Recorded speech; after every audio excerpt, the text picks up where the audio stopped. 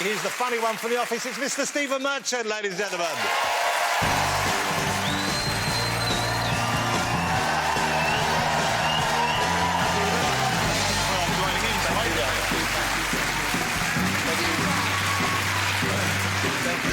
Well, so Stephen, you look well fed. Thank you, I appreciate that. Yes. Okay, first of all, why the hat? Why are you wearing the hat? I've never seen you wearing a hat out and about before. I'm assuming there's a couple a of reason. reasons. Style, yeah. obviously, as you can see. But also, I had to shave my head. Okay. And so, as a 6'7" man, you know, with a shaved head, that can be quite a sort of intimidating prospect if I walk into a room. So I took to wearing hats, and then I can sort of reveal the head.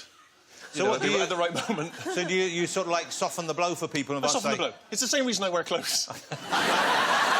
You were in a movie, is why you saved it. I was in a film. I was in a film in America, a Wolverine film. So this hasn't come out yet. That's exciting. Yeah. That Stephen is opposite Hugh Jackman in That's the last of his Wolverine movies. The last of his Wolverine films. The movie is called Logan, and yeah, I play a character called Caliban whose mutant power is that I can locate other mutants. I'm basically a glorified truffle pig. Right. It's not the most exciting of the superpowers. Okay. We have a photograph of Stephen in the role of Caliban, and it is an alarming look. It is quite, yeah. It is alarming. So get ready, this is an alarming look. Here you go, have a look at this. Wow, that looks cool. Someone actually went, oh, when it first appeared. Yeah. It was annoying, because when I was doing it, I kept asking the producers if I could just go out into the real world and just for fun, like just to go into like an old people's home with like a scythe and just point. Yeah. You know? Or I walk into the receptionist of an undertaker's and just be like, I'm here for the 12 o'clock. But they're very the film people, the Marvel people, the comic people. They're very kind of scrupulous about what you can say and what you can't say. They don't want spoilers out, though, either. They don't want that. Okay. So I can't tell you anything about the movie or anything else. Okay. So we know you as primarily for your comedy work on TV. Yeah. And sometimes in films as well. But you made your debut on the stage, didn't you, last year? Or certainly it was a big West End show. Yes. The Mentalist. Now, how was that for you? That must have been, even for someone with experience, it must have felt quite a risk. It was a risk. It was a risk. And I, much like with Wolverine, where I didn't know I had to shave my head, I'd already agreed to do it, and then they told me I had to do it. With this, they asked me, do I want to be in this play? And like any actor, I didn't read the script fully. I just checked to see that I had more lines than everyone else, and then agreed to do it. So is that what actors do? That's pretty much what actors do. Yeah. And then I'd agreed to do it, and then I had a message on Twitter saying, looking forward to the play, looking forward to the nude scene. Pardon me? And in like the last 3 or 4 pages, which I don't think I even speak in, didn't even bother to read it, I'm fully naked. Which no one, my agent didn't mention, like no one mentioned, so I'm straight onto the phone, get me out of this, I'm not, you're not. So you had already said yes? Yes, because no one, I mean, I don't think there should ever be nudity in a play. You know what I mean? Because if I was fully naked in a play, you'd just be sat in the audience and you wouldn't be listening to the lines, you'd just be thinking, it's not all in proportion. Well, Stephen's size isn't everything. Well, yeah, but it's nice to have something. You know? And particularly, there'd be little old ladies with those little binoculars. Just like, is it there? Is he taking a... There'll be people taking selfies with it in the background. Exactly.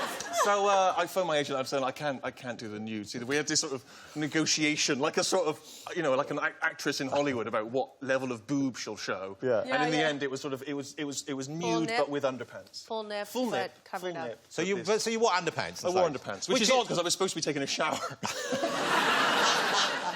So now, but why did you not want to do it though? I mean, joking aside. Because it wouldn't really have bothered you that much, would it? No, it would. Yes, I feel like it's nudity and just all of that stuff down there. That's for, like, you know, it's for the ladies in my life and, you know, and you know, my parents. Not my parents. I don't mean now. I mean when I was younger. And I just, I think there's some things, you know, you should keep. So you're the same? You wouldn't do a nude scene for the same reason? Yeah, actually, I was going to do a movie and they asked me to get nude and I was like, no. I mean, unless it's like for Martin Scorsese or something, but it's, no. Yeah. Don't need to. It's the opposite for me. I'm always asking them to let me do stuff. They won't let you? They cancel on me. OK, so you're in LA now for part of the year, much of the year, and you live here, you live there. What do you do? I go back and forth. Okay, because you have a career over there. You work in TV and film over there. You work over here as well. How do you find it, though, mixing with the celebrities in LA, in Hollywood? Because over here, I guess, everyone pretty much knows who you are. The Office was a huge Well, I've been around over here long enough that people sort of, you know, even if they don't necessarily know my name, they might recognise the face.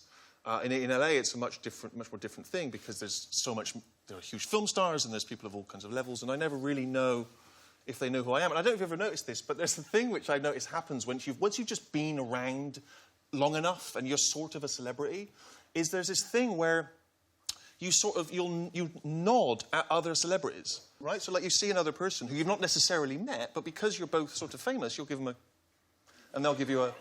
And that's it. Then you go about your business. The we're famous. The we're famous nod. We're part of the famous club nod. But the problem is that you need to know where you are on the rankings because I can't nod everyone. You know what I mean? Like if I saw Tom Hanks, I can't just assume he knows who I am. And then Tom will be like, all right, geez. That's a bit, you're being aggressive. I would be aggressive, so you have to know where you stand. So you can only really nod someone of sort of equal celebrity, or you can do a down nod where you can nod to someone lower than you.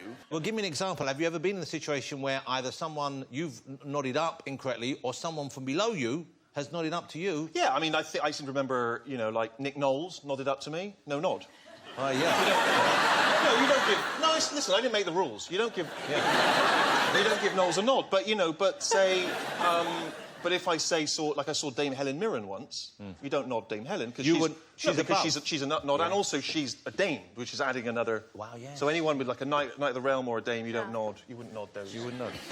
Do you ever get flustered, though, when you meet other famous people who you haven't met before? Oh, my gosh. One time I was doing this...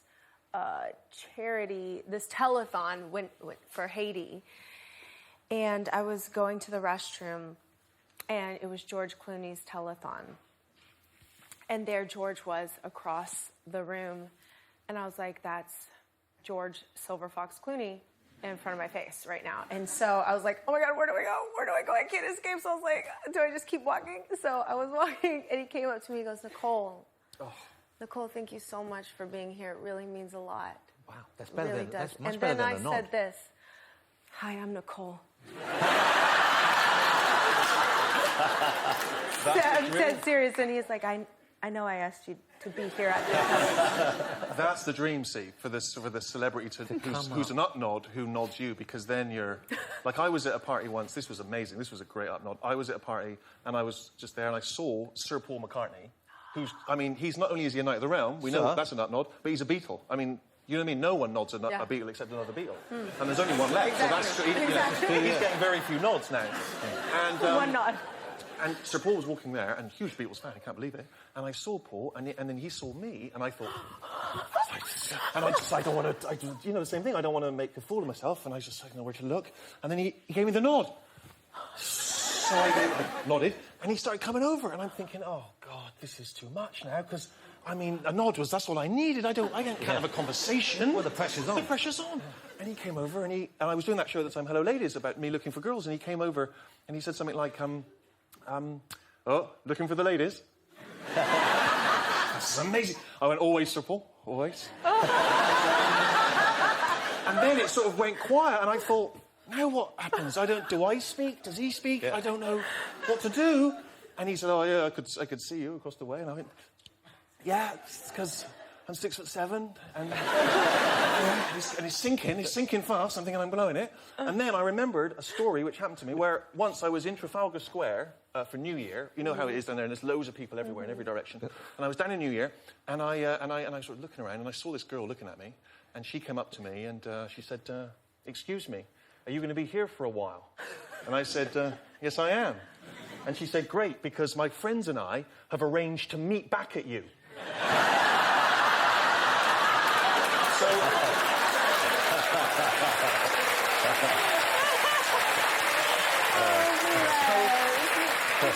So I told Sir Paul this story, told him the story, went quiet. I thought, I've blown it. He hasn't gone for it. Pause. He started laughing. He started laughing. His missus started laughing. It was great. There wasn't high fives, but it was... And then he went, anyway, better mingle. And off he went. Wow. And it was the ultimate up nod. It was. And then I remember as he was leaving, he walked by and he saw me again, and he was walking by and he just went... Oh, it's the ultimate nod. Well, you know you've arrived when you get a double nod from Sir Paul McCartney. Stephen Merchant's going to stick around. Stephen Merchant, ladies and gentlemen. Thank you, Stephen.